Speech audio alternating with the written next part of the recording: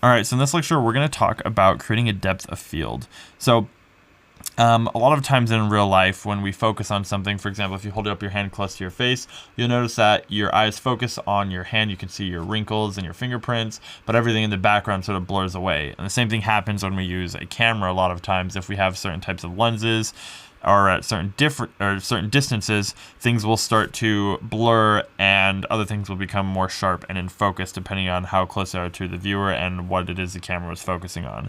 So that's something that we can create in a painting to make it feel more realistic. Now, a lot of times this is going to happen when an object is close to the camera and another object is far away.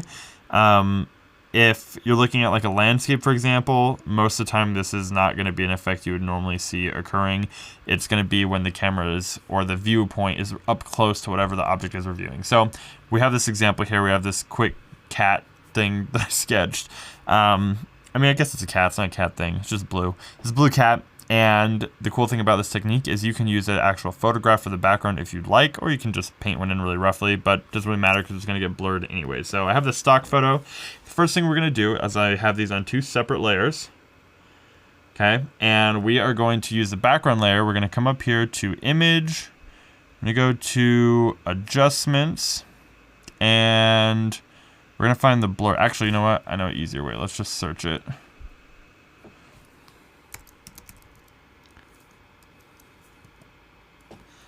Gaussian blur, that's what we want. All right, and then we can choose how blurry we want this. And I think we want it actually pretty blurry. Maybe not that blurry. Probably about in between those two is good. Excellent, first step done, really easy. Next, what we're gonna do, I'm gonna come over here and I'm gonna grab my blur tool. We have a soft brush, and I'm going to bring my brush size up.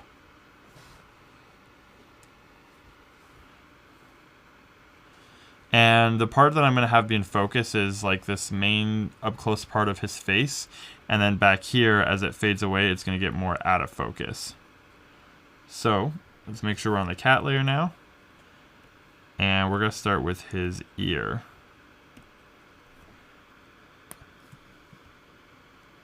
Try the smudge tool because that's not really doing a whole lot for us. Make sure you have your soft brush again.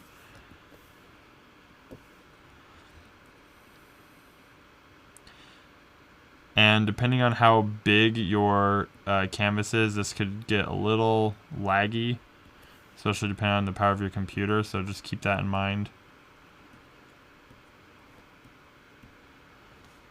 Let's try that again and make it a little bit cleaner. So the farther away it's getting from the focal point, the more blurry it's going to get.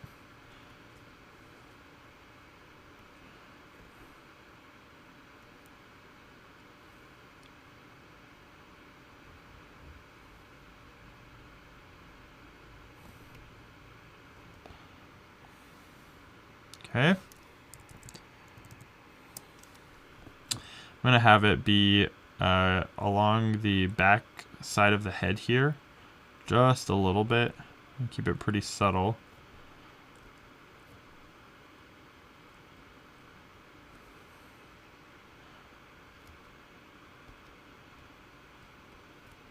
But you can see even that small amount really helps it feel like this is back there in space. We'll do the same thing for his chest here.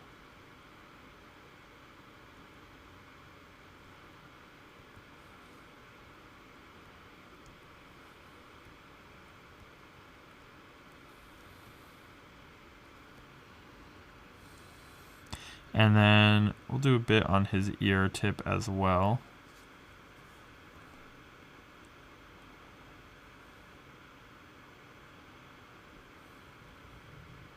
You can see it's taking a moment to catch up.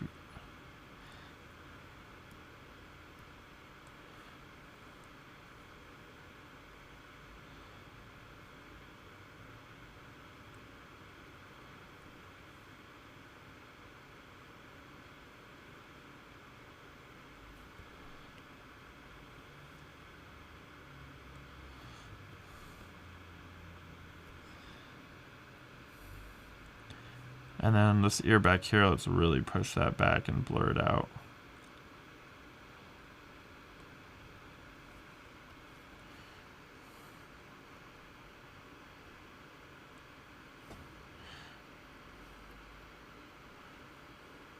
Like, uh-oh.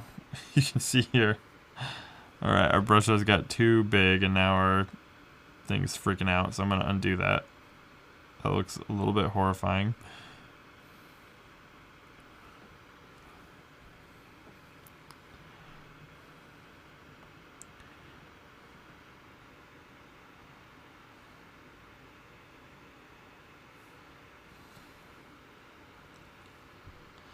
And let's just get a little bit more right here along the cheek.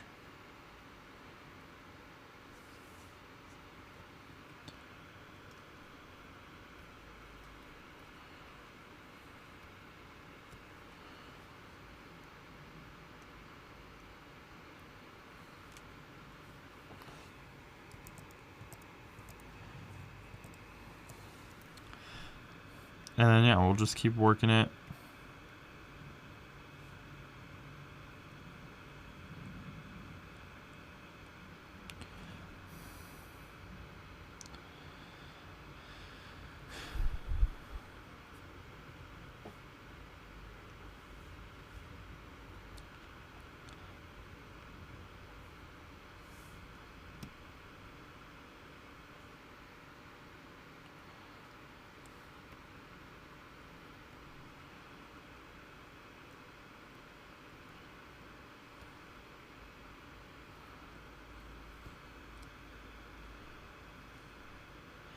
And then maybe the nose, if our focal point is the eyes, the nose might get a little blurry too.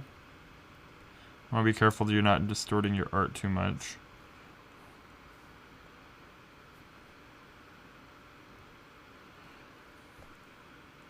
Alright, and there you go. That is how you create a depth of field in your painting. You can see now that it kind of looks like this cat is really up close to the camera, while the rest of the image is all out of focus.